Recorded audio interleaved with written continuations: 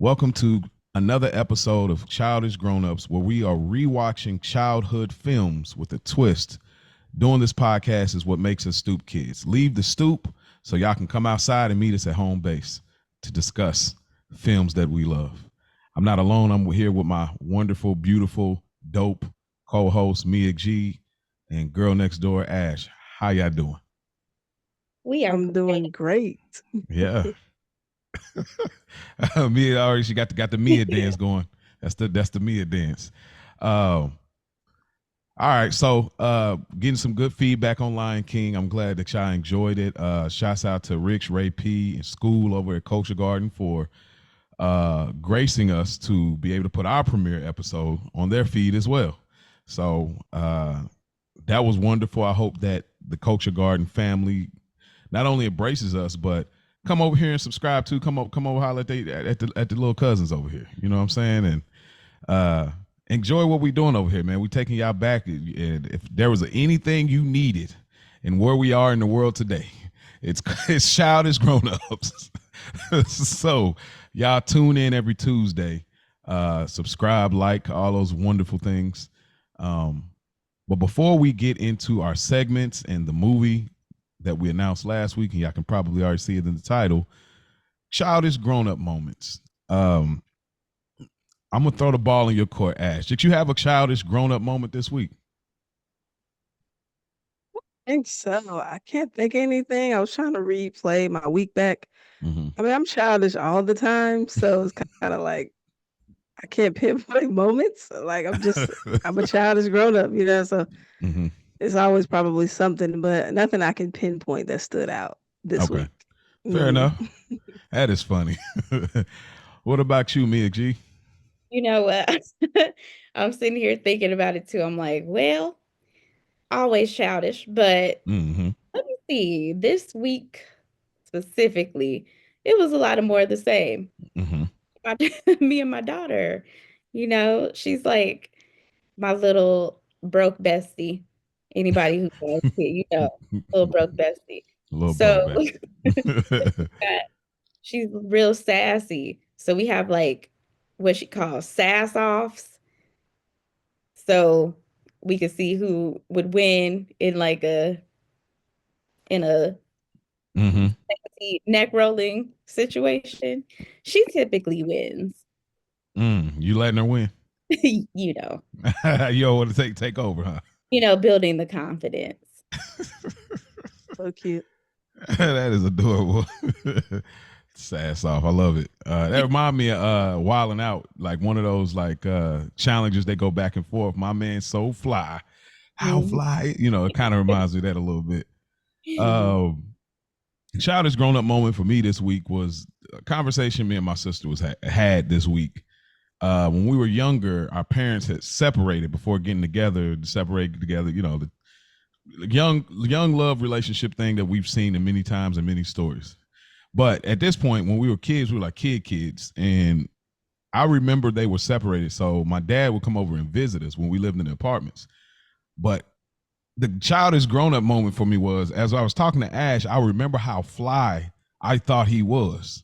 Like, he was the flyest nigga I had seen. Like, I remember he used to have the necklaces on, had all his cologne on, like always had some money in his pocket. This is the 90s where he had the nice car. It was just, I remember the idea of like people look at, your local drug dealer or your uncle or your such and such person that has money or has, but I remember like that was my dad. Like, but again, it was a little different then, but it just took me back I remembered how I felt like, and then on top of that, just remembering that how I thought he was like Superman because like he did this thing where he was so strong, we could hold on to his arms and he could lift us up like this. And I remember thinking like, yo, what can he do? So seeing now they're older now, it's a little different. And, parents get older and stuff like that. But I hadn't hearkened into that feeling and memory in a long time. And me and Ash was having a conversation about an old song he did back in the day rapping. And it made me think about that. And I said, man, yo, I remember it just blew my mind because I hadn't went into that memory for a while. So yeah, that's the childish grown up moment for the week for all of us, y'all. if y'all want to hit us up and let us know y'all childish grown up moment of the week, y'all can hit us up, childishgrownups3@gmail.com, or hit us up on Instagram, childishgrownups. Leave a YouTube. Oh, yeah, of course. Thank you. And YouTube comment. We see everything that's going on. So shouts out to all of y'all. We see everything. So YouTube comment is always welcome. Ash, give it to us. Yes, sir. Well, y'all know what time it is. Hold on, let me get it together. All right. So you see the mic is on. It's time for the Flash with Ash. Mia and Mo, are you ready? Oh, let's do it. All right. First question is, what grade was Arthur in on the show Arthur? Gotta be elementary. It's gotta be elementary. DW. I feel like DW was like preschool, maybe? Maybe. Yeah, like thinking she was older but wasn't. Arthur. No hints over here. All right, I'm gonna throw something out there. I'm going second grade. Okay. Mia G. Oh shoot. Okay, I'm gonna say fourth grade. All right. He was in third grade. Oh man. So close. Oh man. Third grade, Arthur. Shout out to him. Shout out to Arthur. Okay, y'all was close though, so that's good. Yeah. So you still, you know what I mean. All right. Next question. And no cheating, okay?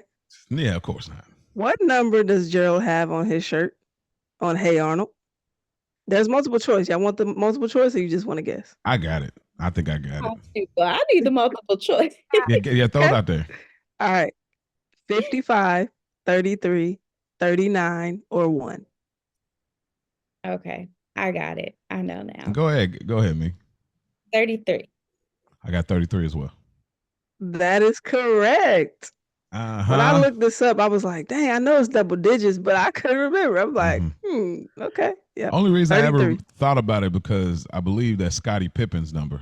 And it always stood out to me, him with the red shirt. And Scottie Pippen, and then having like a little fro. Pip had a little fro at one point. So that's the only reason I could remember that for some reason. But yeah. I'm not mad at that. All right. This one is the last one. This is a finish the lyric on this one, y'all. Now, I do have multiple choice unless I just want to spit it out. All right. Okay. All right. So finish the lyric from Cat Dog's theme song. One fine day with a woof and a purr, a baby was. And here's your option. You want your options? Yeah, let's do the options. Yeah. All right. So a baby was born and it had a lot of fur. Born and it was all a big blur. Born and it caused a big whirl. Born and it caused a little stir. One fine day with a woof and a purr. I'm going with the last one. It caused born and it caused a little stir. Caused a little stir. I agree. I would go with that too. That is correct. Come on, dog. Correct. Come on, stop playing with me. Lyrical assassin. Ooh, I always like knew that. One, huh? I never knew the word. I don't know if I thought it was coddle or something, but I remember that baby was born in a coddle little stir or something like that. So, we'd be mumbling, but I definitely knew it was something like that. So, all right, 2 out of 3, feeling good. Good ratio. Good job, guys. Shout out to the Stoop kids. Shout out to the Stoop kids. Ash, you always taking me back, bringing back memories that I forgot about.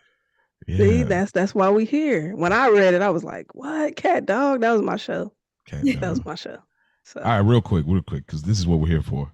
Cat Dog or Angry Beavers? Cat Dog for me.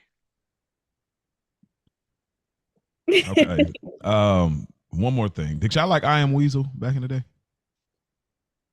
Okay. I don't think I did because it's not. It wasn't super popular, but it was like I Am Weasel. I think it was the baboon or whatever. But yeah, okay. All right. And the Beavers, I'm sorry, but the Beavers aesthetically, them niggas was ugly, so I couldn't even really watch that. Like they just look weird to me. So, and that matters. We talked about that on Lion King, just like the palatable animation. Ed and Eddie them wasn't really palatable like that, but it wasn't hard on eyes though. It was still, All right, we'll have our we're gonna have another previews before the movies episode at some point, going on a little hot take and conversation again on some more nostalgia. I know y'all waiting on that type of stuff, but that is not what we're here for at this moment. We are here for the film that we're here to talk about. Mia G, would you care to take us back? Absolutely. So today we are talking about the iconic 1995 film Toy Story. Toy Story was not only the feature debut film for Pixar, but it was also the first computer animated feature film. And it was released by Walt Disney Studios on November 22nd, 1995. And as far as casting, we have Tom Hanks as Woody, Tim Allen as Buzz Lightyear, Don Rickles as Mr. Potato Head, Jim Varney as Slinky Dog, Wallace Shawn as Rex, John Ratzenberger as Ham, Annie Potts as Bo Peep, Johnny Morris as Andy, and Eric Von Detten as Sid, the crazy kid from next door. We have video game release in 1995 by Sega Genesis. There was also a Game Boy version released in May of 1996. And then there was a computer Windows version released in October of 1996 as well. I saw the video game on YouTube. I think you sent it to us, Mo. And I was like, I don't remember this at all. Oh, you never played this? I didn't. I don't remember it. Oh, go ahead. I'm sorry. I was going to say, but I do remember the toys because Burger King also released toys for Toy Story. And it was actually a big thing. I found an article, it was either on Variety or the New York Times from 1995, and it was saying that Burger King Toy Story box nearly in response to the movie promotion has fast food chains scrambling to deal with screaming small fries because they were quickly running out of toys. So this movie was so popular that kids were flocking to Burger King just to get the toys to the point where they were pretty much running out of the toys for him. Yeah, going back to the game a little bit, I do remember the game. I feel like I may have played this on the computer. What I'll say about the game is what I can remember when playing it. It got boring really fast. I do remember that. It was not as fun as Lion King, how I recall it, because it kind of got played as far as when you play with Woody, it is really limited when you have to use this like drawstring to get by, and it didn't have a lot of power. I just remember it's like it got boring pretty fast. That side gameplay playing as Woody, I remember it was cool at the time. It was like we were just excited to be able to attach ourselves to the game, but I do remember even back then I was like, okay, I'm over this. Like you can rent this at Blockbuster and you're cool with I rented it for 2 days or 3 days, whatever it was back then, and return it. Like, okay, cool, we don't need to, I ain't gotta ask them, can we recheck it out? We can take it back, it's cool. So I definitely remember playing this game. I remember too. I feel like it was Sega Genesis I played, but I wouldn't put it past computer either. I do remember it kind of being trash. Having that rope, like it just being only. I think we only could be Woody, right? Yeah, I think that probably was. It did get boring. Let me take a look just in case, but go ahead while you're saying that. Yeah, don't quote me again. I just remember the graphics being really bad, but wow, I can imagine that they wouldn't let you play as Buzz. See, I don't remember. That's what I feel like. I feel like that's what it was, because that's why I feel like it got old fast. It was something like that. That's what sounds familiar to me. Let me just double check. Yeah, I remember that rope. Yeah, it's the little his job. Like there's a snake in my boot, the little drawstring thing. Like you can kind of swing, but it was certain things about how like you can jump on platforms and stuff, and it was like so side to side that it just had no, like, I don't know. I didn't think the graphics and stuff was bad. I did like the Pizza Planet level where you got to sneak as the cup. You know what I'm saying? I did like that level back then. I remember that. Yeah. Yeah, that was cool. But it was very limited. They definitely got it off on the promo tip, but it's not a game. Even now, when you go back to nostalgia, with it being such a wave now, it's not a game that you're gonna like, I gotta buy this and keep it in the collection. I'm gonna play this every a year. It's just one of the things like, okay, I played it, cool. But yeah, I don't know if I can. Yeah, I don't think so, because I think you even battle Buzz on that game. I thought at one point you battle him, he glows in the dark or something like that. But yeah, I don't think you could play with anybody else. If we're not correct, y'all hit us up. If we were having recent memory change of how it was back then, y'all hit us up. But that's how I recall it. If my old man brain hasn't given up on me just yet. And then again, Burger King. Come on. Absolutely. They were a worthy rival to McDonald's back then. Like, people forget how close it was. They really do. Like, it's like the conversation, this sidebar, like, people forget, like, I'll bring up like Beyonce on her up and coming rise, and they forget that like there were other R&B, R&B artists, women that were like in competition with her. Like, they think like, oh, it was always, I don't know, like there was people that don't play, like, not to say that B wasn't better, but I'm saying that at one point it wasn't like, oh, she's just so far past. You still looking like, okay, well, let's see what Maya gonna do. Let's see what Monica gonna do. Let's see what Ashanti gonna do. That was still some other people, but I mean, of course, she ended up just taking off, and it was over after Crazy in Love. But I'm just saying, sometimes people forget at one point is like Burger King and McDonald's, like they were like neck and neck in some regards, and Burger King was getting all of these toys through movies and stuff. So, yeah. Dope. And then, of course, we still had the Woody and Buzz action figures that were sold by Disney. Mm-hmm. And you had a lot of apparel merchandise as well. And you could really still get most of that stuff to this day. Mm-hmm. Toy Story is still extremely popular. Yeah, absolutely. Yeah. Just rewinding. That's what we're doing here, obviously, every Tuesday. Rewinding. Ash, how do you remember the film then as a child? What comes to mind when you think about Toy Story when you were a little girl and it coming out and seeing the movie and obviously enjoying the movie? What comes to mind in a memory when you go back to this Pixar Walt Disney film? Me way back in the memory bank. Just like Lion King, just being in that time period of, okay, toys are talking, like the toys came alive, and just really was honing in on Woody probably the most at that time. Reach for the sky, you know what I mean? That sticks with me to this day. Having that quotable, and yeah, I just remember just the bright colors, the aesthetic of the movie. Just super bright. It just, I don't know. I just thought it was dope. But again, just toys coming alive and having their own livelihood, within that room.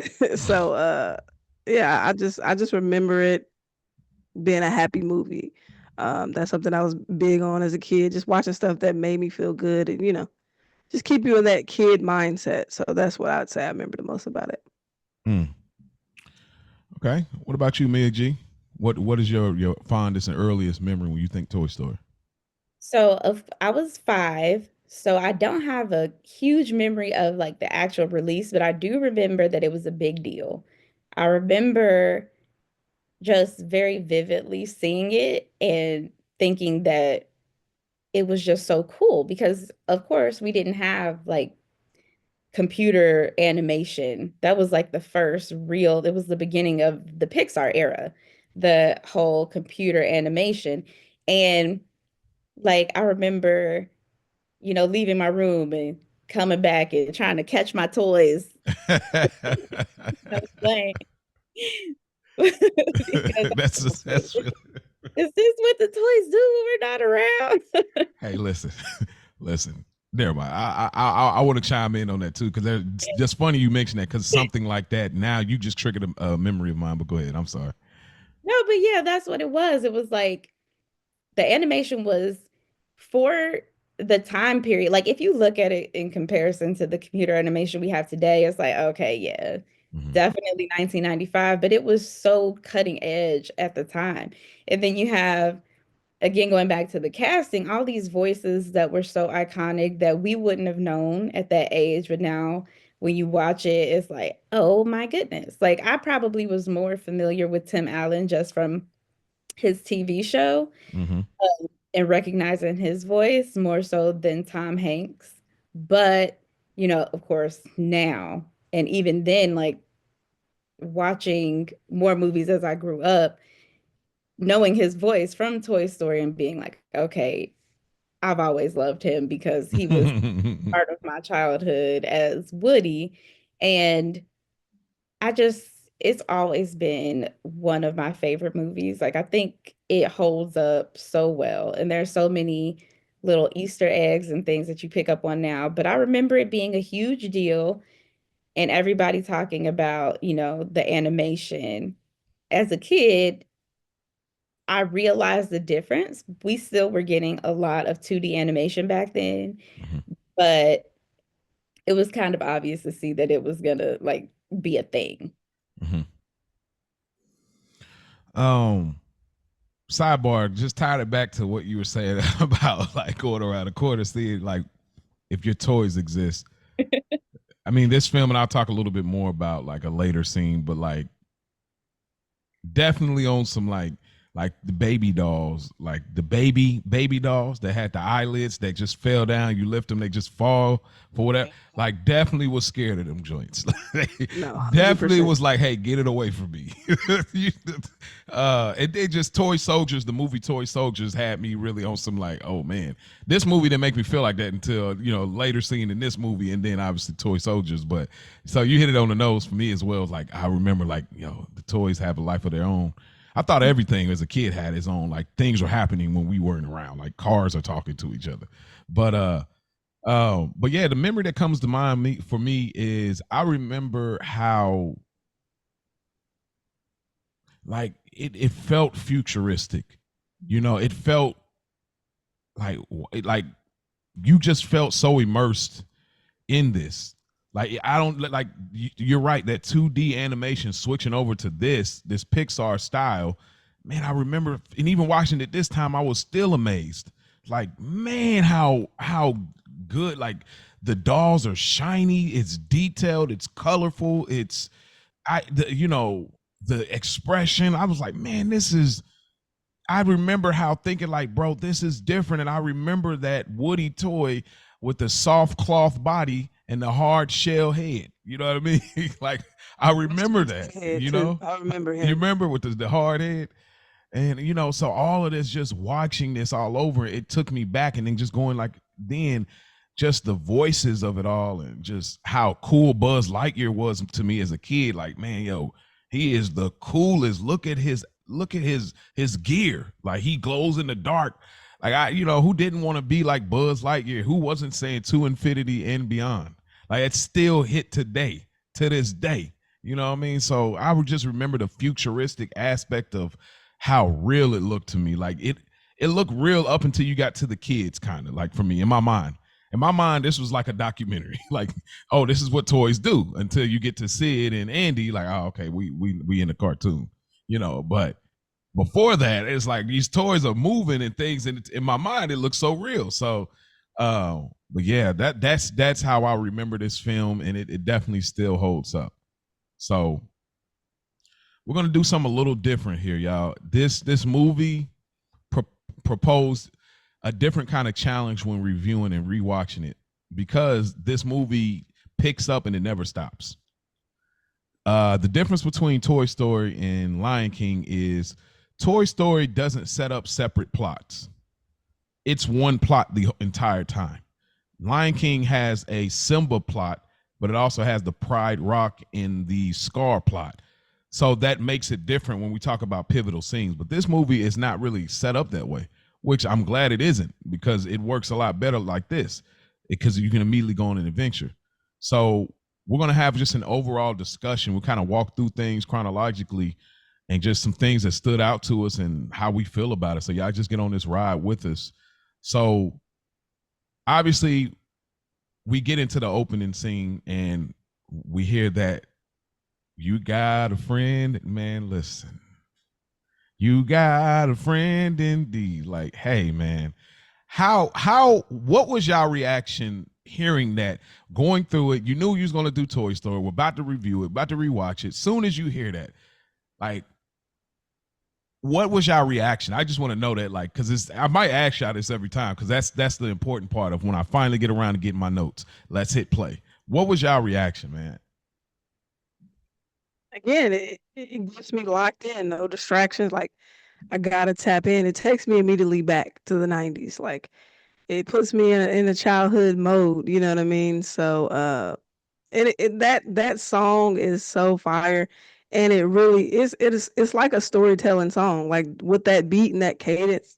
It's like a happy, you know what I mean? Like you kind of pulling back the curtains, and they finna, get the movie going. So yeah, when it came on, it just took me back to the childhood, and I'm like, oh, okay, we in it now. So, and it's not gonna stop. So Nope. once we get in there, you gotta watch the whole movie. So That's facts. yeah. All right. So that was like the first thing I wrote in my notes was you got a friend in me, because you're instantly taken into Andy's world, and he's playing with his toys, and his Ham is the bad guy and Woody is the hero.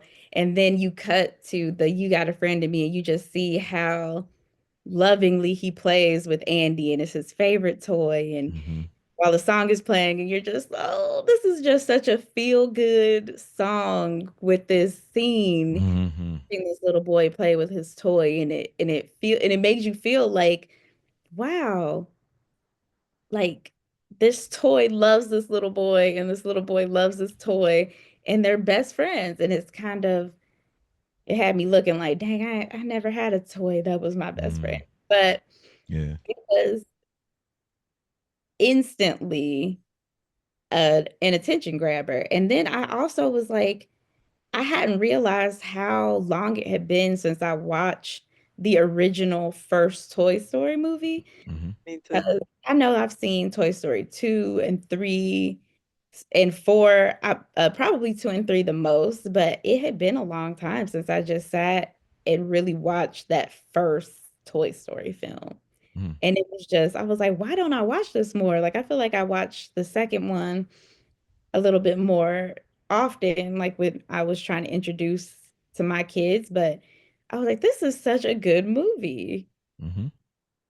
Yeah, it is. And that opening, when I watched it, just getting into that opening, you got a friend in me, and it made me curious, because when it came on right away, they was getting to it, and in my mind, I said, you know what? I always had Toy Story as number 2. I'm gonna watch this and see, is there a possibility this could slide as number 1 in my mind over Lion King? Because when you hit this as the next one, I say, oh, that's the perfect segue to go to. And in my mind, I was wondering, and at moments in the movie, I say, oh, this might do it. It might can pass Lion King in my mind, But then there were certain things I thought back on Lion King, and I was like, okay, now I remember why it's hard to get past Lion King. But what it made me curious of in that opening scene, I know we're going to get into like the toy meeting, everything, but it made me curious to say, I wonder why Lion King never took a stab at this animated style. It made me really curious at that. I don't know if there was an example or there was tests done, but it always made me wonder, why didn't they collaborate with Pixar? Because even years later, when we got the live action, it still felt like, why didn't y'all take this approach though? Because it's successful, it works. We've seen it with Shrek, we see it with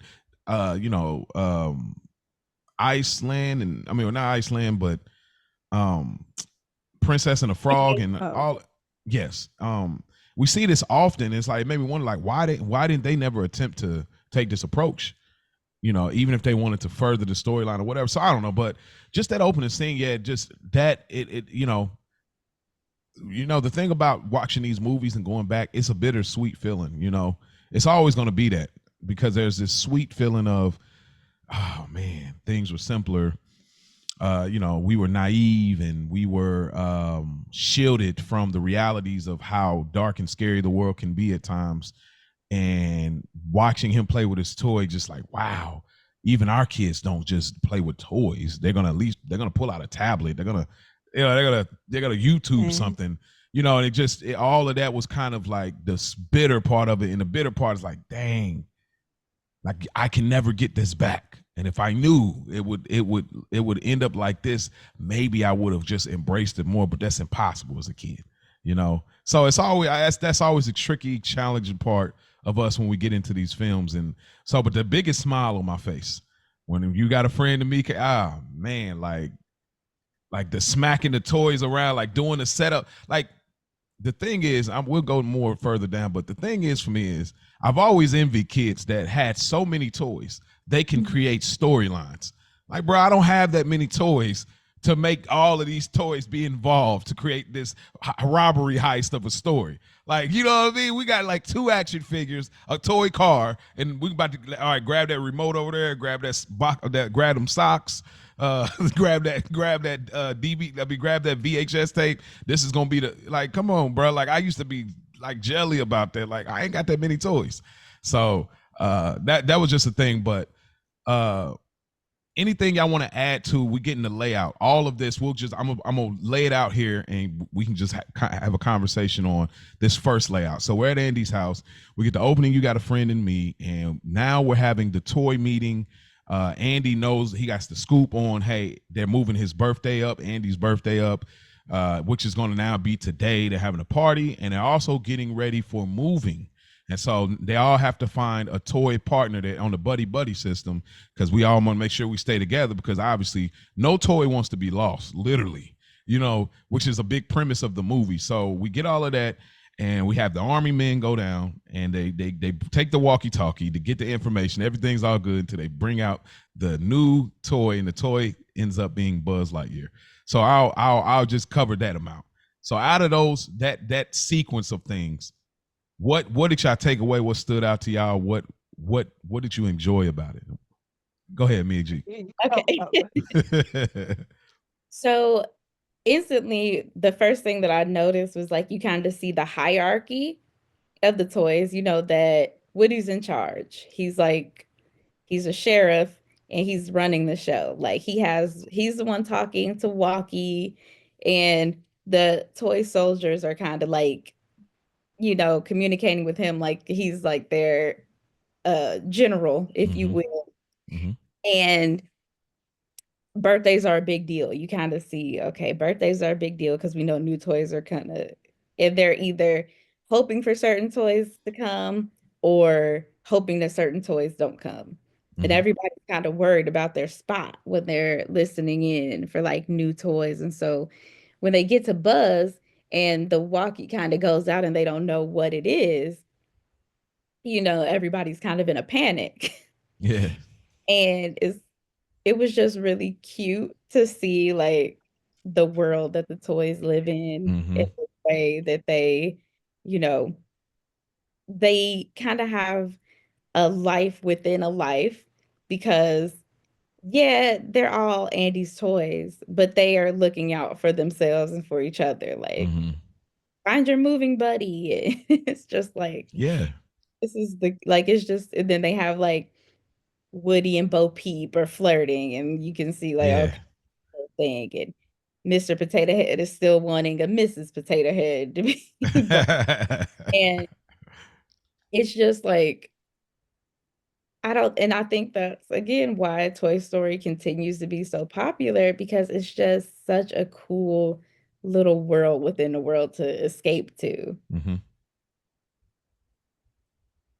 So dope. Mia really hit it on the nose. Like, they have their own life issues and wants and needs in this freaking room. Like, I feel like I'm a toy. You know what I mean? Like, we watching this, I'm a toy, and I'm like, who I'm gonna hang with, where am I gonna fit in? So yeah, like she said, it's instantly known that Woody is like, he's the sheriff, he's the savior, he's the one that everybody depends on. He got the itinerary out, like you said. Oh, the birthday's been moved up to today. Make sure y'all get in moving groups. Like, and just to touch back what Mia said earlier, like, I haven't watched Toy Story in a long time. Like, it's so good when I watch it. That's why this podcast is amazing to me, because I don't know when I would have went back to Toy Story, because I just draw the Lion King if I do want to kind of get in that, or even Hercules sometimes too. Like, that's one of my favorites. But once you put it on, I'm like, man, am I happy I did. But yeah, so Woody is the savior. He's and Mr. Potato Head. Well, we'll get to that. Let me not go past. Let me slow down. But yeah, so yeah, you got the toy soldiers. They going out. The platoon is headed out. Got to see what's going on. Carrying out the walkie-talkie. Hey man, who's getting replaced and who's staying in? You know what I mean? Oh, he got to reading off the presents everybody locked in to make sure they not get replaced. Yeah. And then when they slam the door open, hey, get an injury on one of the toy soldiers. Right. I'm like, yo, no man left behind.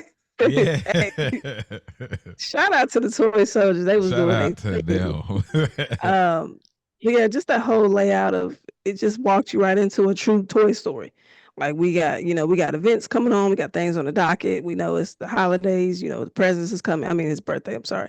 Presents is coming and we got to prepare ourselves for the move. So yeah, I pretty much hit everything on the nose, like between those two scenes. Yeah, the call dropping and then obviously the reveal of Buzz. So. Yeah, for me, just into that too, it another just nostalgia, looking at the toys. Like this is a very genius concept. I think they were playing with the idea of Barbie being in this world and it didn't pan out or whatever, but maybe that's why we got Bo Peep. But it's there's these adult themes in it, like some of the jokes between Woody. I mean, his name's Woody.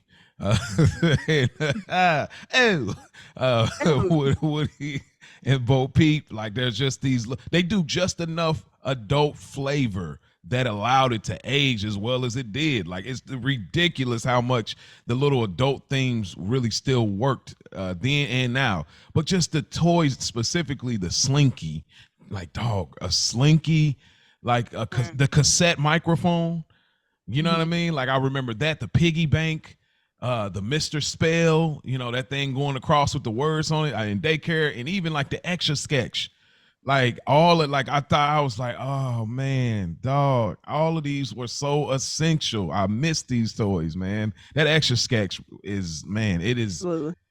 Still don't know how it works, but yeah. But yeah, y'all hit it on those with everything.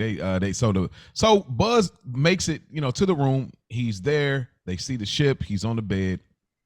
But Andy's going to play. It's a birthday party. So he got his gifts opened up, but he's going to play. That's what kids do. How crazy is it now that we're not Andy anymore? We're the parent. Like, we're the mom. Like, that's one of the craziest little subtle things I watched. I said, oh my God, I'm not Andy anymore. Like, anyways, I don't want to get us depressed again. We're childish. Okay, we're still Andy. I'm sorry. I'll go back to the way y'all like it. So we're Andy, and he's going out finish. Birthday cake, go outside and play. That's what you do at a birthday party. Buzz is revealed, and he's trying to get information. And this whole week, you get the whole setup of it all. Woody's trying to kind of put him in this place early, get ahead of it, because he kind of fits the bill of what place Woody would be, which even though Woody's not an action figure, but he fits that doll space, I guess. Nobody ever asked why Andy had a Bo Peep doll. I never thought about that, but that's an interesting collection. Buzz, the reveal and everything leading into this. Let's just talk about this Woody versus Buzz theme all the way until, obviously the demise and they both end up out the window. Let's talk about this. We get obviously a montage and everything, but give me your thoughts on this. I'll throw the ball in your court first, Ash. What do you think about this dynamic between them two? Because it goes through the whole movie, but we could talk specifically here. And of course, there's pivotal things that change in their relationship, which is just a fire aspect. But at this moment, it's a love-hate relationship. They're completely two different toys. That's the funny thing about it to me. Completely on two different spectrums. And just to take it back a little bit, shout out to Andy. How many friends does he have? Did you see how many feet was running out the room? First of all, who had that many friends at the party? Like, shout out to Andy. That's something that I was like, yo. Yeah. He had so many friends. But yeah. They throw Buzz on the bed, knock Woody off. Again, at this time, Andy still has the Woody cover on the bed. You know what I'm saying? Again, just little hints and notes that clearly he's your favorite. Buzz, yeah, he comes alive. He don't know where he at because he don't realize he's a toy. He's in a whole different world. He is not a toy. You know what I'm saying? He just got picked up, wrapped up, and brought to the crib. So he don't even know what's really going on. So him trying to wrap his mind around that. And again, he's concerned, but we're at the beginning stage of it, like, the new shiny thing. So it's kind of like everybody checking him out, like, ooh, what's going on? Woody like, dude, he don't see the hype. You know what I mean? I don't know what's going on. Yeah. So yeah, again, just with that dynamic currently at the stage of the movie, it's cool for Buzz. Like, he don't even know what's going on. So Woody is clearly getting that indication, like, okay, this the new shiny thing, and all the other toy friends are like navigating towards him, and he trying to remind them, like, hey, yeah, I know what time it is. So, yeah, I'm the sheriff. Yeah, hey, I'm the sheriff. You see the badge, huh? Yeah. But yeah, so Me G. The badge is hilarious. Hey, respect my house. Yeah, respect the host. All right, so this is my face hurts from smiling so much talking about this movie because it's just so fun. Yes. See, when Buzz comes out, he's a brand new toy fresh out the pack, and he thinks he's a space ranger. He doesn't know he's a toy. And it like gives you some of those iconic lines like, there's no sign of intelligent life anywhere. Like, he still thinks he's talking to Space Command, and Woody's just like, this nigga here. Like, yeah. I'm so like, he's so annoyed because Oh, he's trying to explain to Buzz what's going on with like the hierarchy of the toys and how things work, and he's just not trying to hear it because he's like, I'm on an alien planet. He like two that talking past each other, like he's like, excuse me, hello, you are a child's plaything.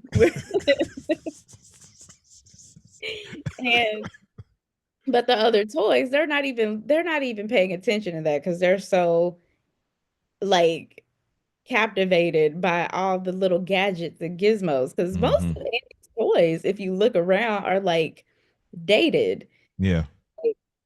I always took that Bo Peep may have been his sister's toy, and since she was a toddler, he just was like, "Oh, she fits my storyline. I'm about to." Yeah, fair enough. Fair enough.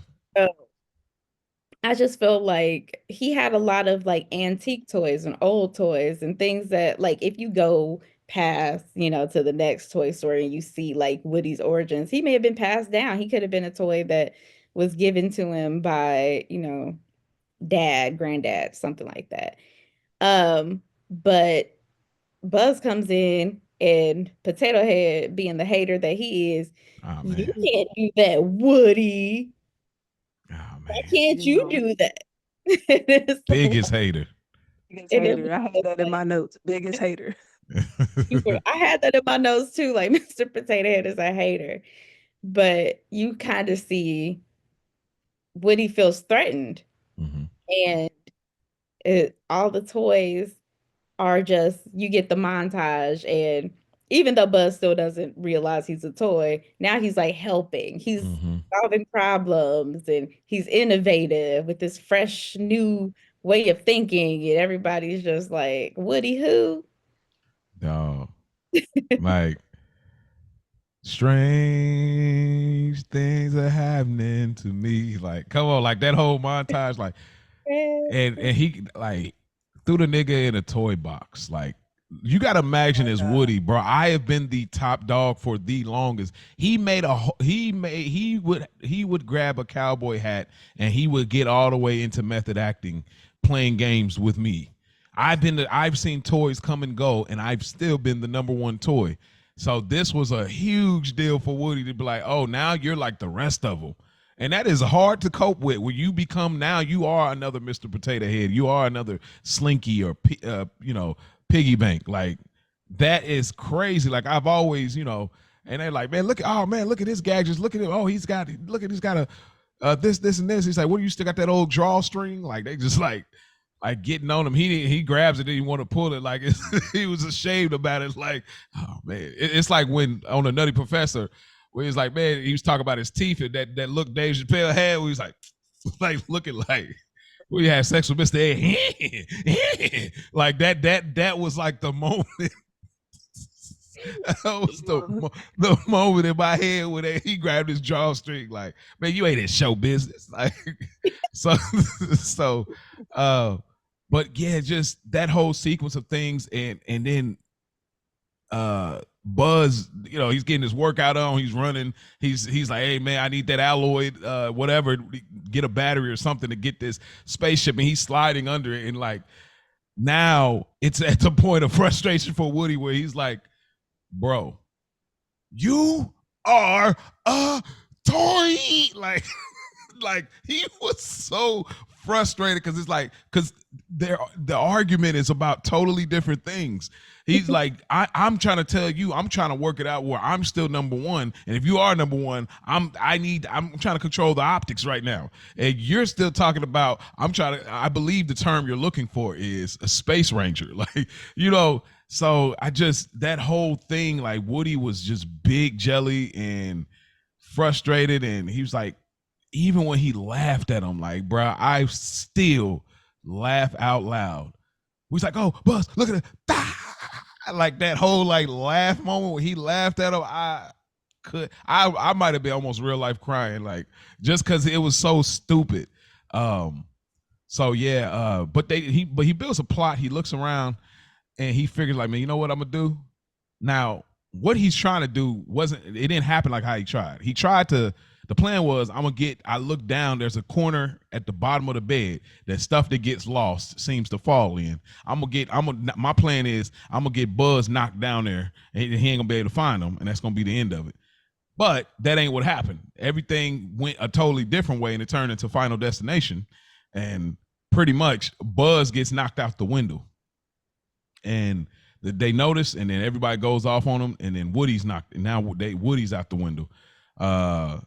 Woody's trying to go with Andy. They end up going to the gas station, and that's when he sees Buzz there, and Buzz hits him with the he's like, we don't tend to practice violence on the planet that I come from, but we're not on my planet. Not on the planet. And then they scrap and they get it off, you know what I'm saying? And it was a great fight. For, of course, these are toys. Great fight. And then just the fact that Andy got away, and that quick moment of we're lost.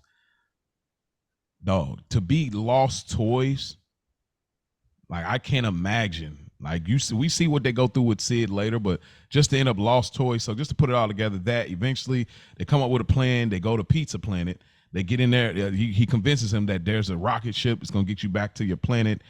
And then they end up in the wrong hands. They end up in Sid's hands. So, what throughout that sequence of things? Now both of them are outside of the house. What, Mia, did you take away from that part of it, and what stood out as far as that whole sequence of events? I was stressed because like originally, of course, seeing it as a kid, you're like, how are they going to get back? Like, they're toys. Lost out here in the world. Like, they can't just walk home.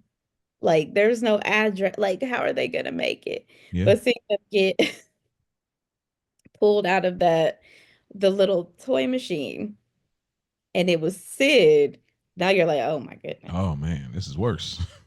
Oh my God. So the whole and then the little alien toys, which ended up being super popular in their own right. You know, like, have you seen, like, people have on their little dashes, they have the little aliens? I haven't seen that. Really? Yeah, I see people have stuffed animals and stuff, but and like, so within that sequence, though, the first thing that I noticed, once again, the instigator, Mr. Potato Head, as soon as Buzz gets knocked out the window. That wasn't an accident. He was knocked out the window by Woody. It's Dude. He been jelly for years. It's always you. Mm-hmm. But then, as it goes on and you see, the pizza plan, and you're like, okay, you see Woody kind of getting Buzz to go along with it, trying to go along with Buzz's state of mind, because he's like, you know what, maybe if you can't beat him, join him. We got to play his game to get him to do what I need him to do. Yeah. But the biggest takeaway for me was just being terrified of them having to go to Sid's, because we know what Sid does to toys. Because even right before, in that last sequence, they saw him blow up that G.I. Joe with the stick. Because where is Sid's mama? Right. What is going on? How is your kid blowing up toys in the backyard? How is the Amazon priming? Did my package come? What? Bro, Amazon priming TNT, bro. Like, what is going on? It's crazy. Did it ask for a license number when you made that purchase? Like, what? The sooner we can move, the better. Because Lord have mercy, this kid is nuts. And even seeing him at Pizza Planet, like his reaction when he gets toys, he just wants to do something.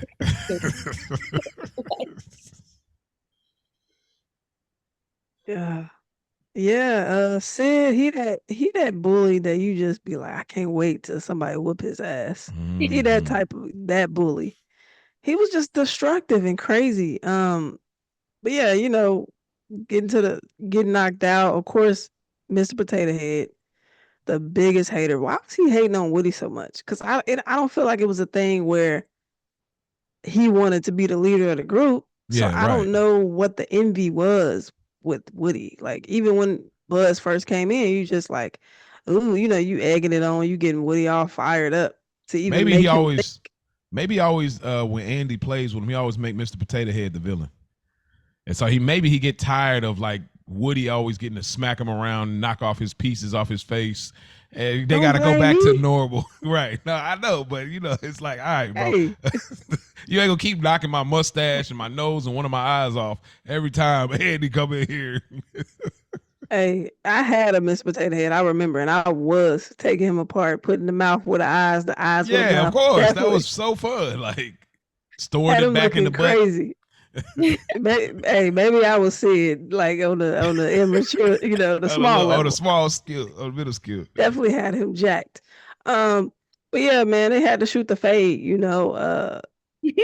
Yeah, this was where the humanization was coming into me, especially for Buzz, because again, he was just kind of friendly, cool, going along with whatever, and this was a moment where, all right, you done pissed me off. So when they under the car, they kind of telling each other how they feel, and again, still in passing with the communication, not talking about the same thing at all. Yeah. So, but we shooting the fade. We shoot the fade outside. They get to Pizza Planet, trying to weasel their way back to be able to get with Andy and the fam. But when they in the burger box in the cup, first of all, how are y'all seeing? I can't see. Y'all walking in this cup in this box with no holes in it. Nothing. Right, you exactly. Can't see. So I thought that was funny. Now, like with my adult, my grown-up mindset, I'm like, them niggas can't see. Yeah, right. So yeah, they get in there with the monsters or whatever the green things is. You're the chosen one. Like, Woody almost had him out of there, right? Now so that was a little moment of like team effort on Woody's part to me. Like, yeah, again, he knows if he come back to the crib without Buzz, they on your ass anyway. So it really was still for selfish reasons. Yeah. But in that moment, it looked like, okay, let me try to save him. Yeah. So you grabbing him, trying to pull him down. Clearly, they're like, hey, your ass can go too. You pop up, it's Sid, and it's all bad. Oh yeah. I don't want to move too fast, but the fact that they ended up going to Sid's crib, and the fact that this was displayed so well that they were literally next door neighbors. But I felt like they were so far from Andy's crib. Oh yeah. Dude, I felt like that was somewhere across town. I'm like, nigga, they're literally window to window. Mm-hmm. But just that's efforts to Pixar and just Yeah. the creative process of it. 'Cause I'm like, man, I'm so invested. I'm thinking Yeah. they're way somewhere else. But yeah, man. That's the thing about see this it. movie, the adventure. It's such an adventure. That aspect is one of the things I love about these animated movies back then. And I mean, I'm sure there's some now. I will not put no slight on it. I'm not as aware being a grown up, but like this is an adventure the entire time. You know, that's why we're so invested, because we have to follow where they're going. Like that's why I said this format of doing this episode has to be different, because the format of how this movie is done is different.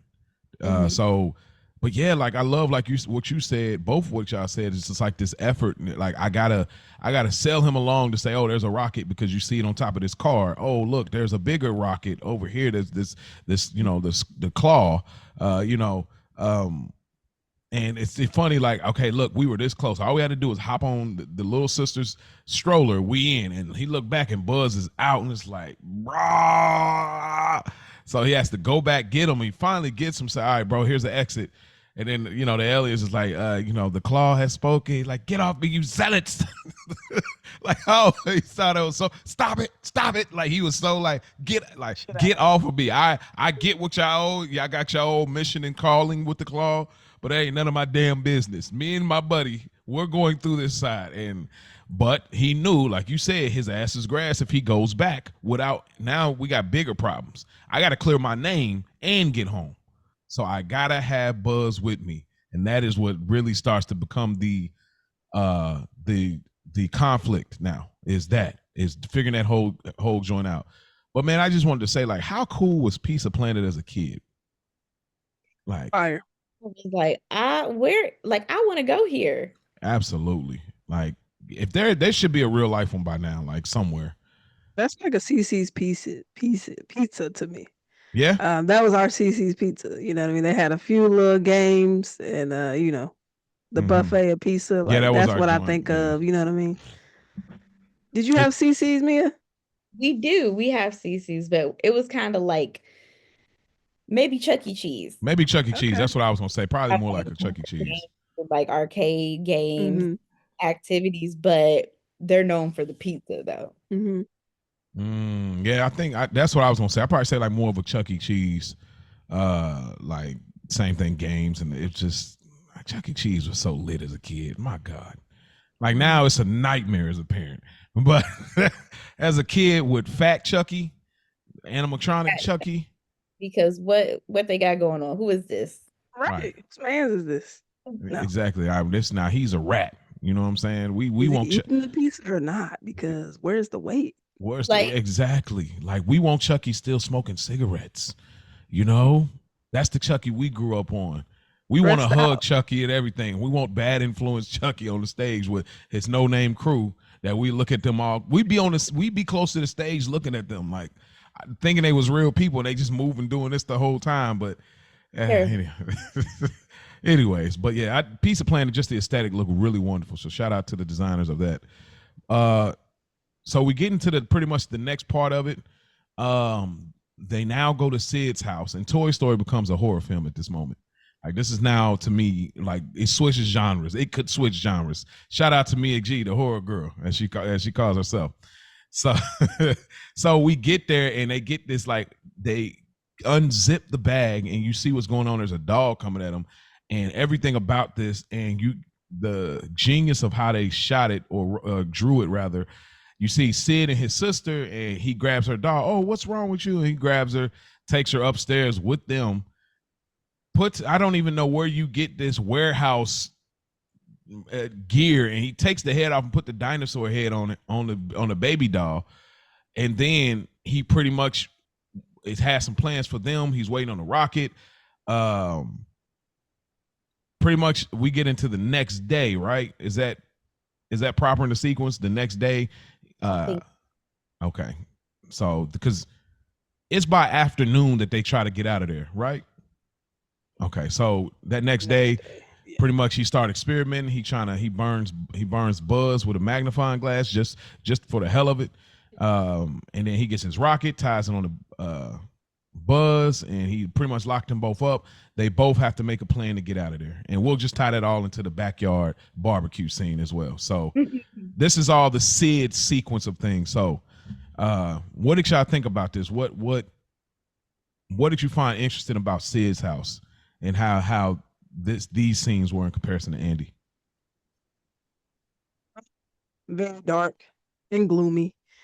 His sister, she didn't even look like she wanted to be a part of the family. You know what I mean? It's like, is that the dad that was on the couch snoring? So he probably working overtime, tired as hell. You know what I'm saying? The mommy giving Sid whatever he wants just so he can get out of her hair. He was just an evil kid. And sidebar, how old were they? How old was Andy and Sid, like, on their birthday? Like, I was trying to gauge the age. I'm not sure. I guess. Go ahead. I'm sorry. 8, 9. Yep.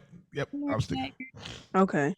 So that makes it even worse as far as how Sid, it just was so advanced. Like you said, nigga getting TNT in the Amazon Prime. Like, what? You know what I mean? That's crazy work. Yeah. But yeah, just very dark and not friendly. And then all the toys coming out the room.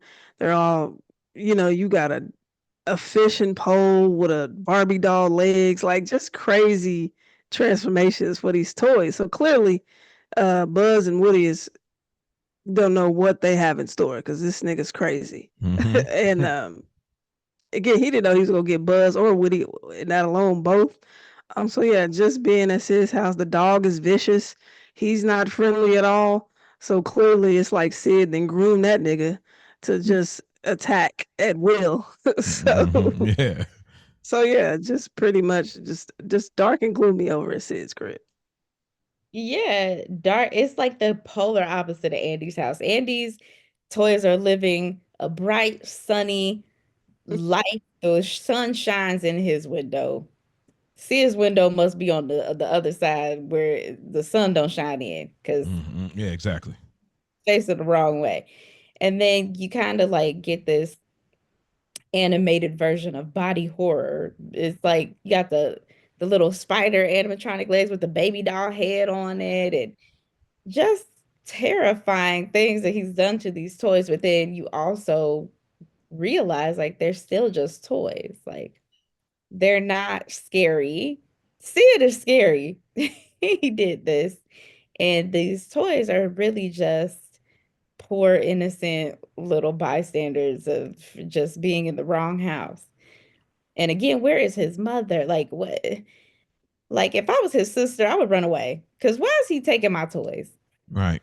I can't have nothing. My brother is crazy. And then I can't remember if this is the same sequence where Buzz kind of figures out that he is a toy when he tries to fly and he realizes that he can't. And his arm. Okay. Yeah, that's in the morning where they finally. Oh wow. That is quite a sequence because it's in Sid's house because they're next door. And Woody is trying to pretend like Buzz is okay, and he's using his arm that's falling off when Buzz took that fall.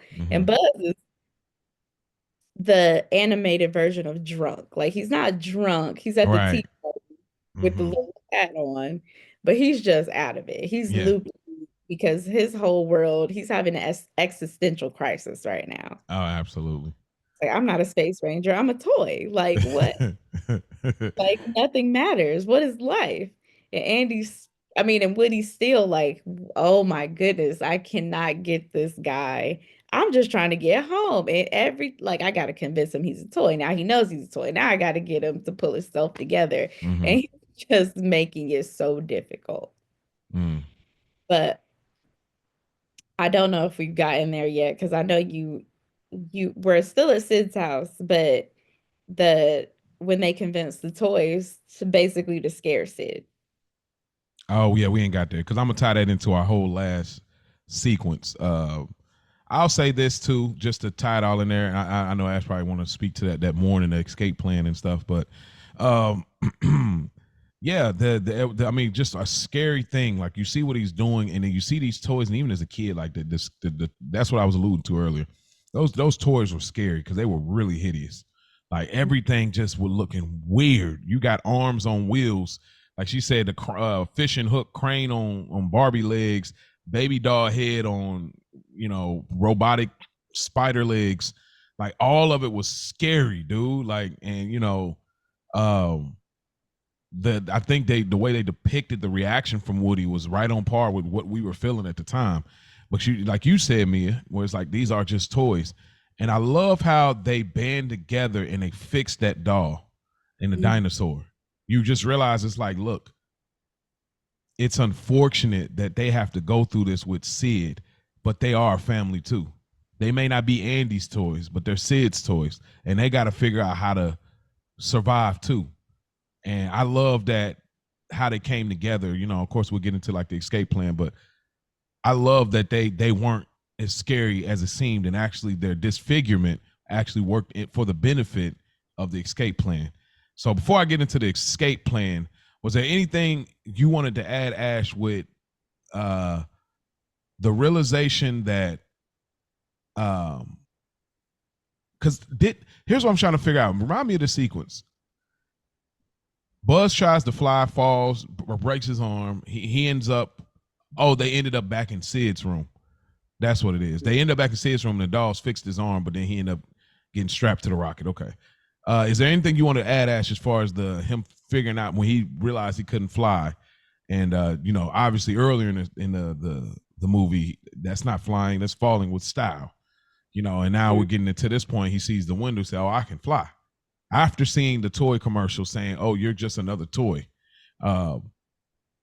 Is there anything you wanted to add to that part of the movie before we get into our last sequence of things? Just how I like that part. He finally gets the reality check. Like you said, you see the commercial. Clearly, it's a million of you out here. So it finally clicks like, damn, I am a toy. But even with him saying that, like, the nigga still, hey, open up the wings. Yeah. To show these niggas I can fly. Nigga, what?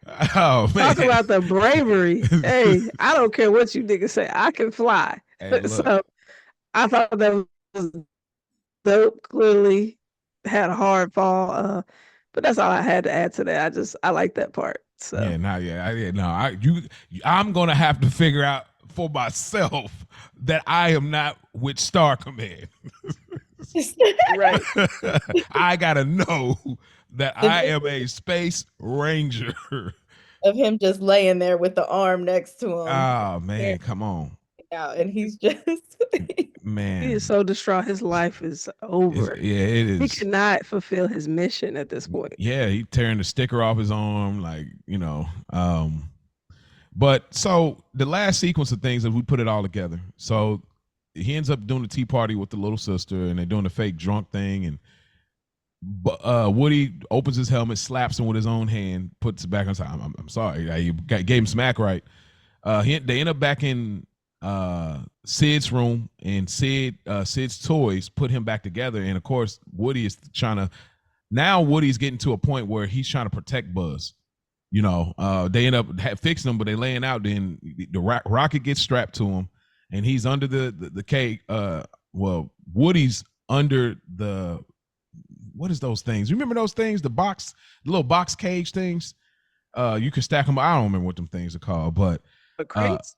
The crates. Yeah, So they're having a conversation, and pretty much Woody's trying to encourage him, tell him like, "Man, dude, you are a toy. Like, there's a child that loves you. This is a good thing." And eventually he looks at his foot and realizes he got the Andy tattoo as well, and they start making a plan to get out of there, and they get all of it, Sid's toys involved. It literally got to the wire as far as Sid about to blow them up, and then they all killed this scene. Now they flipped the horror back on Sid. They're coming out of the mud. They're coming out of the dirt. They're making noises. Woody is talking without moving his lips, and he spins his head around, give him some Exorcist vibes. And then he actually moves his face, and that just got Sid out of there, bro. And then of course the sister finally got her payback, got her lick back, And now we get to the point where, okay, we got to get back. Today is move in day. So this almost feel like about a week of sequence, because it was birthday weekend before, the next weekend's move out. So it's about a week time to get back across, like Ash said, to the next door. Like, so, and eventually they try to come up with this plan, and they have a lot of trial and error before they finally make it back with Andy. So that whole sequence, what did y'all want to speak to? This is a beautiful, beautiful moment. So y'all give it to me. Ash. So this is the end of the movie. We're including everything, right? Okay. Yeah, from the outside scene, the plan to the outside scene, all the way to the end. Okay, yeah. So shout out to them giving Sid that get back. The big bad bully has been tamed at this point. And because again, Sid was fearless in my eyes. Yeah. Watching, I'm like, this nigga ain't scared of nothing. You playing with fire, rockets, you doing all kind of stuff. So like, ain't nothing can scare him. So and then, oh my God, that part where Woody, what did he say when he like came alive when Sid had picked him up? What did do you remember what he said? He said something about don't mess with us toys, because I'll find it. Keep going. Yeah, but that part, yeah, that got him out of here. So I love that part. Yeah, like this is moving day, so I'm not even remembering. Like, dang, they not even at this point. You're not trying to get back to the house. Y'all are trying to get in the car or in the moving truck to go to the new crib. So it's like it's so sped up. Like, it's not even trying to get back home. It's trying to get with your people. And again, yeah, man, they doing everything they can. So when the race car thing comes out, like, that's one of my favorite scenes. I think. Okay, well, hold on. Here it is. Oh, okay. We don't like being blown up, Sid, or smashed, or torn apart. From now on, you must take good care of your toys, because if you don't, we'll find out, Sid. We toys can see everything. So play nice. Yeah. Yes. Shout out to Tom Hanks. Come on. Yo, that was fire. That was fire, bro. But yeah, just everything it took. And again, we forgot that the dog got kicked out the house. Oh, yeah. Remember the sister slammed that nigga out. And so you just got a loose dog out here in the neighborhood. You know what I'm saying? You in traffic. Come on, man. This nigga would have been flatlined. A menace to society, bro. So, you know what I mean? Y'all trying to get to the truck, and you still got to worry about this dang old dog. Like, that is just vicious. So Buzz still got the rocket on his back. Mm-hmm. Yeah, this is just my favorite scene. That Woody gets to the truck, it goes. They hit the red light. Mm-hmm. Then he goes up. You see how he's looking for the He's looking for the what is it called? The race car. Yeah, looking for the race car. The remote control car. Of course, the biggest hater, Potato Head. They like, let's get him. Box tips over. Now he trying to get the whole fam back together, and then just going through that, they still don't believe that Woody is trying to get them both back. They still just don't believe it. So just all the efforts of him still pushing forward, even though these niggas is trying not to make it happen. Just being creative, and the mind of Woody was, he was genius to me. Yeah. And, maybe I obviously probably didn't recognize that when I was a kid, but as with my grown up mind watching it, I'm like, he was really like improvising to get shit done, by any means. And I thought that was dope. But yeah, that's one of my favorite scenes. Just getting on a race car and lighting the rocket, and getting back. So I just Yes, all of that what you said, and just finally seeing that enemies to friends with Buzz and Woody. Like, now everything's coming full circle. He's like, being a toy is not a bad thing. Like, this is your purpose. This is what it's all about. Andy. And Woody would have done anything to get back to Andy, but he knew that Andy loved Buzz. And so we both need to get back to this boy who loves us. And then one of my favorite things about it was finally getting to see, when they light the rocket, Buzz gets his moment to fly. he finally has that moment where he gets to spread those wings and they fly and fall perfectly in the car. And you see how the world within the world works because all Andy's mom would say, see, you found them right where you left them. And it's like, you have no idea how much these toys had to go through just to get back into this car. And it's like, oh yeah, I left them in the car. I left them in the box. Like, you never pay, like, there's nobody's paying attention. No. Like, oh, you just misplaced your toy or whatever. But meanwhile, these toys are going through hell and high water, going next door, being tortured, being at Pizza Planet, just been all over the place, Right, trying to get exactly. back to that one spot where now all of a sudden everything is just right with the world. And you're right. That's a great point too, because Woody went through a lot of torture to get back. Like, he got burned by Sid. You know, he was in that back of that truck. The toolbox hit him there. When Buzz was pushing the crate so he can get out, he's like, all right, that's good. Another box falls on him again. Like, he went through a lot, like, to get back, like, just physically, I mean, he's a toy, but still. So of course I love that horror scene. Like, I would love to see, like, and then going to see him like, nice dolly, and she's like, like that whole thing with Sid. I was like, yes, okay. But again, this wasn't like Lion King as far as the emotional, but I did find myself getting that kind of joyful, emotional thing again, because when they get back, Woody started to say, you know what, Buzz is my guy now. Like, we done been through too much together. Like, I ain't leaving him in with Sid, and he ain't leaving me with Sid. We ain't leaving nothing. I don't care. I got to hit his button, do the chops on people. Like, I'm not leaving him. So I love, like, him and Buzz, they're going and they're on they're trying to get there and they can't get there and they fall. But then he's like, go without me. He's like, no. And he gets on the back of the truck. And now that determination Woody had was like, okay, I ain't got time for y'all shenanigans. Buzz is my nigga now. That's my guy. I'm going back for him. I don't care about nothing y'all got going on. Where's the race car? They're like, oh, he's doing it again. Forget all that. He drives back, go get him, and now they're going. But the race car runs out of, the batteries run out because they hitting high speed. And eventually he gets Buzz closer, but then it runs out. And again, he's not letting up. So he gets back with him, and they have the smart. And so then Woody, they're like, oh no, what are we gonna do? And then he had, the Max. As soon as he get the Max, car takes the fire out of the Max. So it's like, dang, we're this close, bro. We're this close.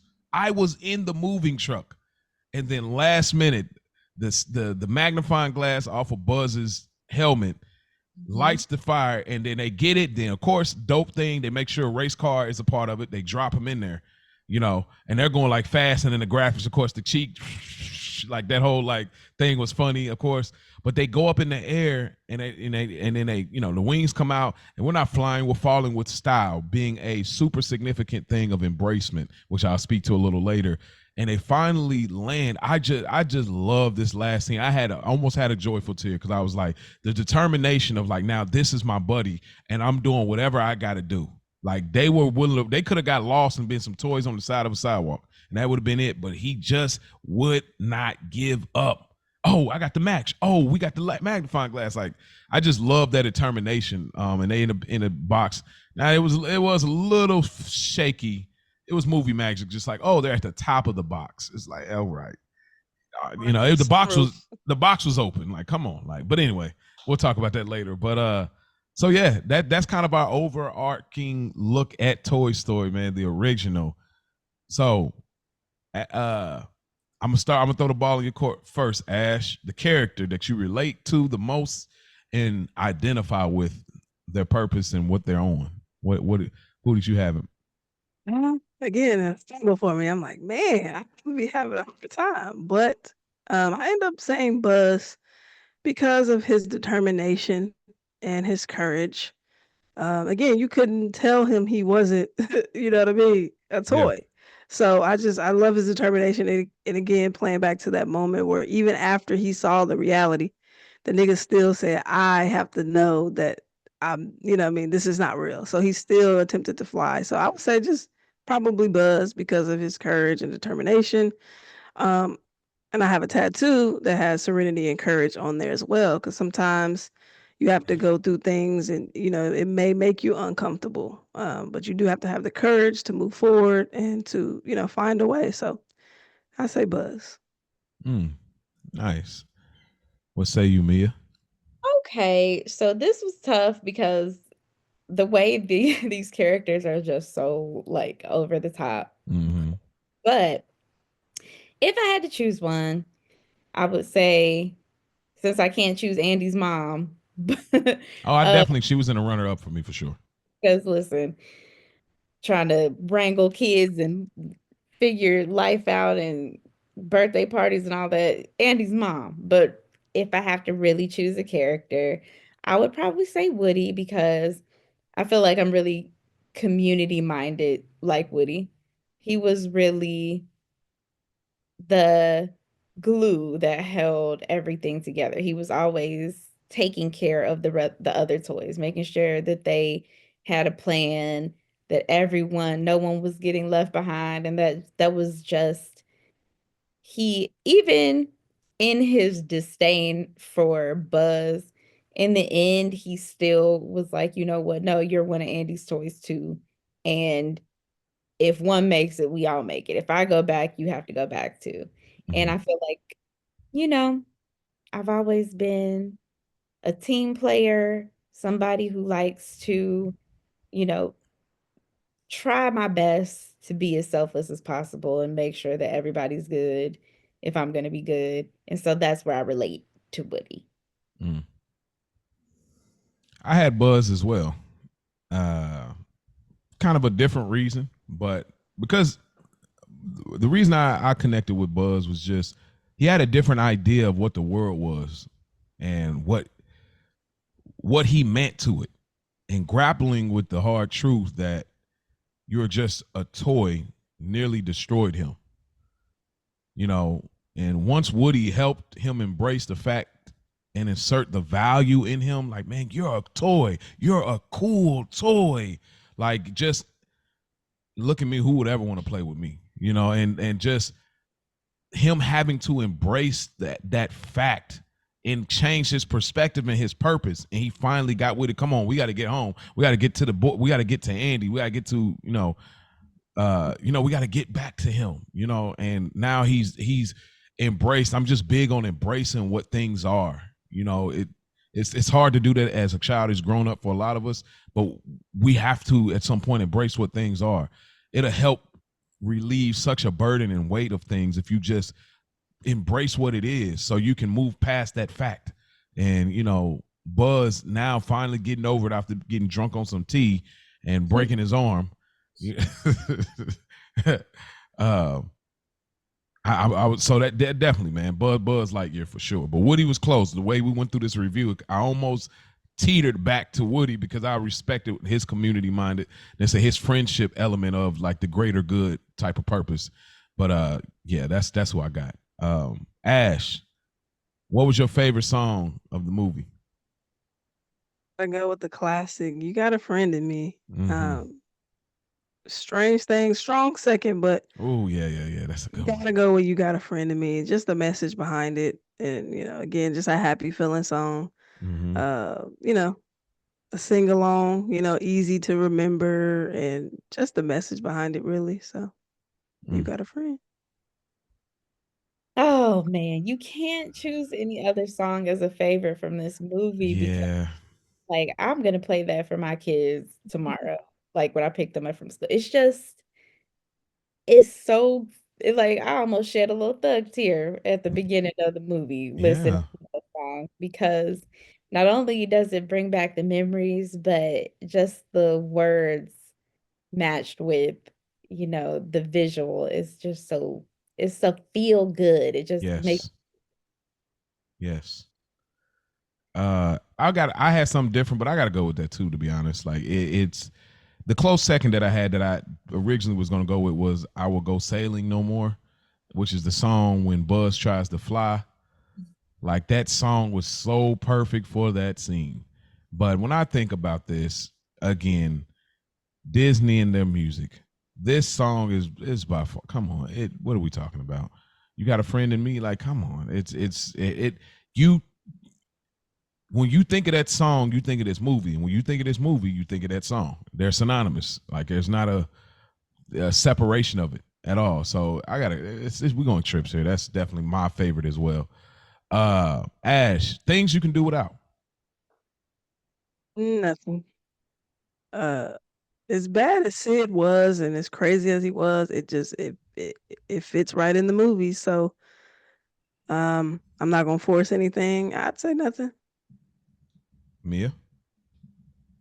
Again, 10 out of 10. I feel like it was beautifully done. There's nothing that I really would change about it. I feel like it was great. Even the little Easter eggs. Did you realize that the moving sign when it said for sale, the moving company was Virtual Reality? I didn't pick that up. That's wow. Deep pull. It was so cool. But yeah, I wouldn't change a thing. Of course I got some things. So one, when there was a moment early in the movie where Buzz, he doesn't know he's a toy, but there's this moment where they put him in the toy freeze, like how they all get in that toy freeze where they just drop and freeze. It was like very early, and then they just go into like the montage of him working out and helping out all of the toys. I was just like, that kind of, it's a kid movie, I get it, but continuity, it didn't make sense to me. It's like he's in the stair just doing the toy thing. But how do you know that if you're in your mind, you're not a toy? I've heard that before. I've heard people mention that it just got me. It was so weird. It's like it didn't fit because it breaks the kind of chain of rules. Like they broke their rules when they dealt with Sid. But they all had an universal understanding of the toy freeze and when but that was one. The dinosaur character, he wasn't funny then. He still ain't funny. I just never. That is true. That character has just always been a please get him out of my face. Said it again. It's like I don't like confrontation. Like get this character out of here. Give us more piggy bank, bro. Give us more Slink. You know what I'm saying? I could have did without the dinosaur. And then the last one is just them landing at the top of the box. Like, oh look, I found them. It's like the box was open, and it's like he's sitting right next to it. They fall through the roof in the box, and he don't see nothing fall in there. At least the side of the window, maybe. But like, come on, bro. At least let them bury themselves. Thinking about that. I get it, but like, all right. That's the movie magic. It's a kid movie. I get it. That's how it goes. It's not supposed to be realistic, but I didn't like that. I would have preferred them like land on the floor or something, and then like under the seat, and just like when the car stops, let's slightly be like laid where the foot would be. And he looks like, oh, there they are. Like I did not like the box part. It was just like, come on. It was a shortcut, kind of. Yes. Listen, as a mother of a 7-year-old girl who literally can't see something right in front of her face when you ask her where it is. This is true. I believe it. Jovi, where's the remote? I don't know. It's right there. That's true. That is true. Right there. That's true. Yeah, you're right, because my daughter does that too, Ash. I second that. Man. Fair enough. All right. I stand corrected. But before we get into the moral of the story, I didn't get to say the last scene of, now they bonded and everything. And now it's Christmas and they go through the same operation of it all. Did they say they get a dog? And I love that last close up of them like smirking, because they just been through that experience. I didn't get to mention that, but I thought that was just a funny cliffhanger. I was like, oh, that's dope. So I didn't get to mention that. But lastly, the moral of the story for you, Ash. Yeah. One quick note, and then Buzz was like, I'm not worried.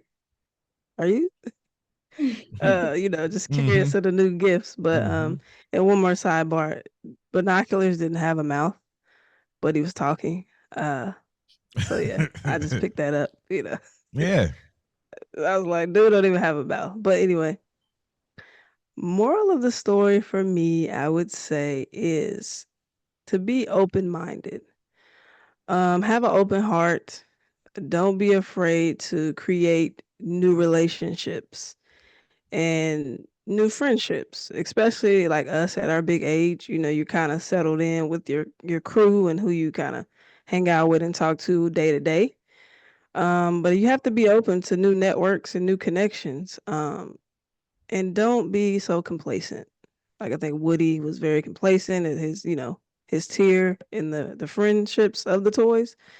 And then so when something came in, he was just completely disrupted, but you got to be open-minded. You have to be open to change and be able to, navigate and adjust. So yeah, that was the moral of the story to me. Okay. What about you, me?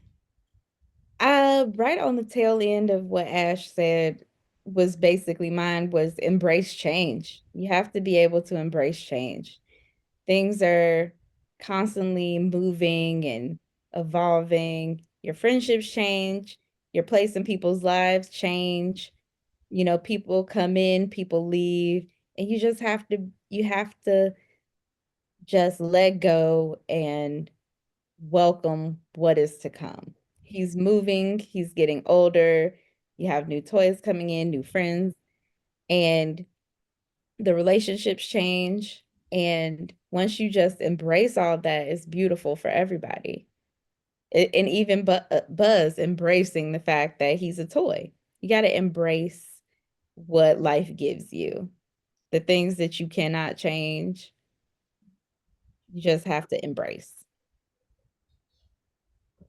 I'm loving it. I'm loving it.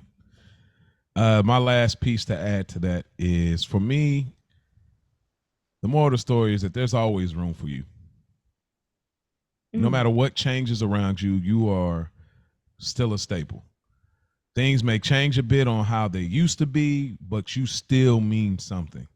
Mm-hmm. And what you have brought to the table helped build the table. And whoever comes after that, you will benefit from that table. Mm-hmm. So there's just always room for you, no matter what's the additions to who your friend sec, your family sec, your work sec, whoever it is, there's still room for you. And it's okay. Even rather you were the number one and now you're number two, like Mia said, embrace, like Ash said, So yeah, that's the moral of the story for me. All right. Oh. Here we. Yes. What were you about to say something? Oh, I said that's dope. Oh, okay. Right on. All right. So y'all don't know. We don't clue each other in on what's the next movie until we do the show. When we do, unless it's just something so far out, we will have to clue each other in. But they don't know, so they don't know, and y'all don't know. But if you didn't know, now you know. So before I name the movie, I want to let y'all know what we're doing is this has been our Disney round of Childish Grown Up reviews. Will we do Disney again? Absolutely. Will we do more animated? Absolutely. This just happened to be this round. So what we're going to do moving forward in the future is we'll have different themes and concepts of films, and all three of us will have our take at picking those films that we will talk about. So all of them may not always be animated, and so just be prepared for that. But that is what we are doing. So y'all stay on the ride with us, Childish Grown-Ups. Now, the movie that we will be reviewing, it's the 2000s coming of age story between a father and a son. An extremely goofy movie. The sequel to the original. We're talking college years, baby. Yes, that will be our next film, the extremely goofy movie. I'll elaborate more. There's a scene that is so funny in there. I can't wait to talk about it. But yeah, so that is the film that we will be reviewing next. Hopefully y'all look forward to it. Give y'all some time, go check that out. It's going to be a fun ride on this one, real fun. But that is anything y'all want to give to the Stoop kids before we get out of here. Appreciate the support. Oh, go ahead, man.